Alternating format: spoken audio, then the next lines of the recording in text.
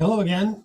Joseph Carabas here, reading from stories that have inspired me, that have awed me, that have taught me something about what it means to be a good craftsperson, a good storyteller.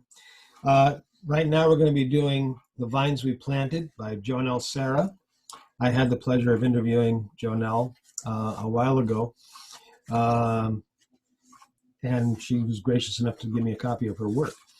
So anyway, before I get into that, I said in a previous review that you can tell, you should be able to tell by the first paragraph, sometimes by the first sentence, if you're in the hands of a master. And I really got to hand it to Joanell. Get a load of this first paragraph. Uriel Macon began riding horses before he could read, his hands grasping his uncle's waist as they rode along the trails along the northern edge of the Sonoma Valley, inhaling the scent of ripe grapes. The easy rhythm of the old mare's back swaying side to side was Uriel's childhood lullaby. That's just the first paragraph. Let me read the next two. By the age of 7, Uriel could saddle up the horses on his own. At 15, he taught riding lessons after school. Uriel understood how to coax an angry stallion back to his stall, when to let a horse run hard, and when to rein it in. He knew never to turn his back on a horse or put himself in the path of its temper. But today was not his day. It was August 8th, the anniversary of his wife's death, and it had him on edge. He had been 27 when Flavia died, the youngest widower ever in the Macon family. Today marked 2 years, and he found his mind pulled back into memories like a spider returned to its own abandoned web. Bravo. Let's go through this. Uriel Macon began riding horses before he could read. Okay, however old he is now, he started a while ago. Okay, before he could read. His hands grasping his uncle's waist. Good sensory feeling there. And we know he's with someone older. As they rode the trails along the northern edge of the Sonoma Valley. You may not have been to the Sonoma Valley, but you can get a visual of that. You've probably seen something similar. So you understand what the view must be like to be on the edge of a valley. Beautiful visual. Inhaling the scent of ripe grapes. Okay, now we have another sensory information coming in, the olfactory. The easy rhythm of the old mare's back swaying side to side was Uriel's childhood lullaby. We have tactile information, olfactory information, and kinesthetic information. Beautiful, beautiful.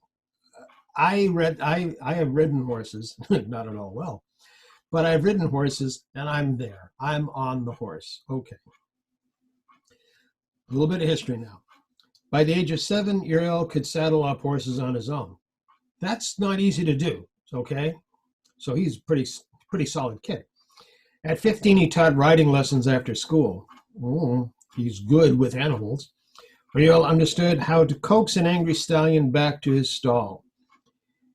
If you have ever been around large animals, if you've ever been around a stallion that's pissed off, you know what that's like. When to let a horse run hard, when to rein it in. That is a definite acquired skill. You don't just read a book and go out and do it. So we know that this is a man of the earth, a man of animals. He knew never to turn his back on a horse or put himself in the path of its temper.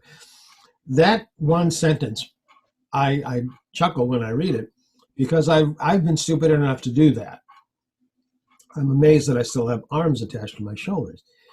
But today was not his day. So we have this image going so far of someone who is a man of the earth, knowledgeable, gifted, knows animals, knows natural rhythms. He knows the rhythm of the land, the rhythm of the creatures he's with. He knows what to do, how to control things. He is very gifted here in this place, in the Sonoma. It was August 8th, the anniversary of his wife's death.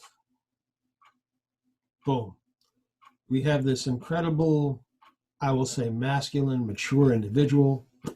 It's taken away. His wife's death. It's gone right there. It had him on edge. He had been 27 when Flavia died. I apologize if I'm mispronouncing names.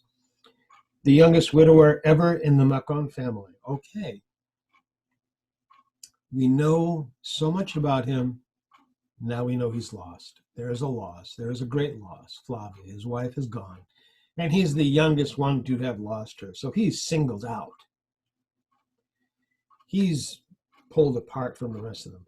Today marked 2 years, and he found his mind pulled back into memories like a spider returned to its own abandoned web. My God, what a turn of phrase. What an incredible visual. The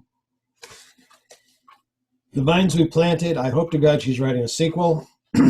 Joanell Serra, my hat's off to you. Thank you so much. Enjoy, folks. The Vines We Planted, Joanell Serra. Bye-bye.